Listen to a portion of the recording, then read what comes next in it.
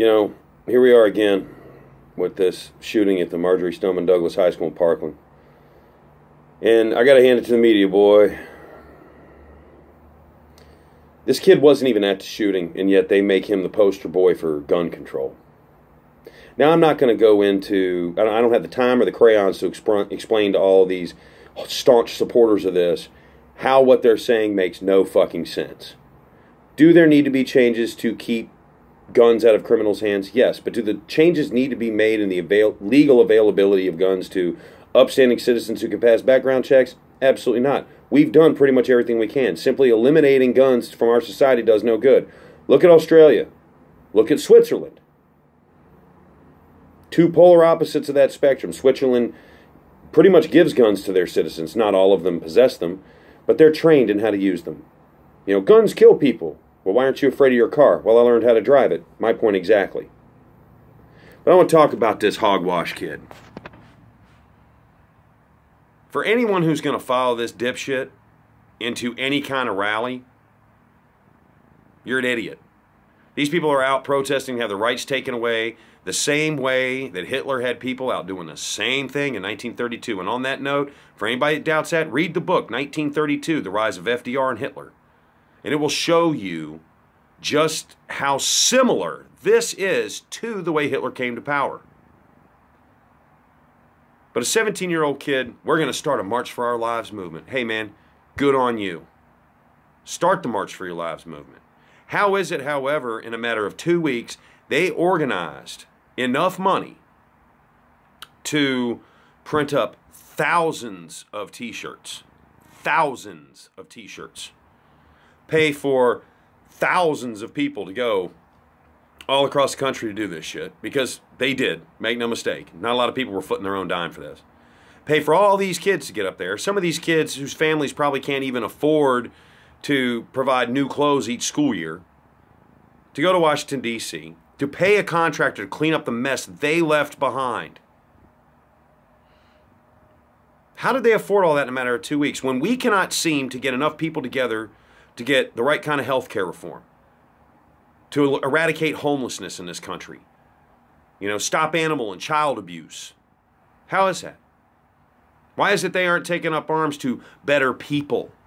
How is it nobody's blaming the fucking parents of the kids who are going around bullying people? How is it there's no punishment in schools for kids who do the bullying? And while we're on that point, how is it this March for Our Lives movement raises all this money, which had to equate to tens of thousands of dollars, but they're not out campaigning to get more funds for the schools to get simple things like metal detectors, more security, or any of that?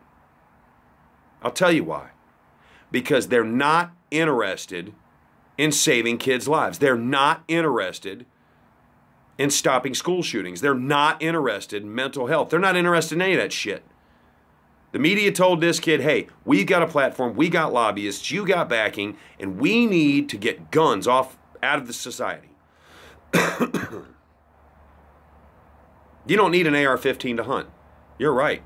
Nobody ever claimed they needed an AR-15 to hunt. The Second Amendment doesn't talk about needing this stuff to go hunting. So get off of that fucking train. It's old and it's a weak argument. We need AR-15s in case a government becomes so tyrannical and does things that the British did to us, which we're not too far from, so that we can rebel against said government. Because the military's oath is to uphold and defend the Constitution of the United States against all enemies, foreign and domestic, and to bear true faith and allegiance to the same. And they obey the orders of the officers appointed over them and the President of the United States. And here's the problem. If the federal government decides to enter into a military state, those soldiers have vowed to obey the orders of the President, who would, and I'm not saying Trump would do this, maybe he would, maybe he wouldn't, I don't know. But if the military takes to the streets, you're going to need the veterans like myself and my buddies who are well-trained and know our way around an AR-15 to fight back. Because we damn sure ain't going to do it with BB guns and 22s, and you're not going to do it with bongs and dildos. Wake up, people. Second Amendment is there to protect the citizens against the government should it do what England was doing to us in the 1700s. People say, well, the right to bear arms limits you to a musket. Then your right to free speech means, oh, wait, you're a woman? You don't have one. I mean, it's an inherent right to defend yourself for your life, liberty, and pursuit of happiness. And sometimes in doing so, a necessary evil is war, and sometimes that war is waged against our own government. Look at the intrusions we already put up with. We are set up for a fascist state. We already want people out there to put us into a socialist state. Socialism leads to communism. Communism leads to fascism. It's real simple.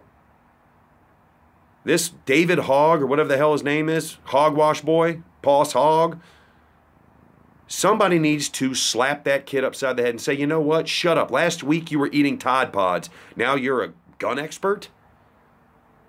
Because AR-15 is not a military-style assault rifle. It is a semi-automatic rifle.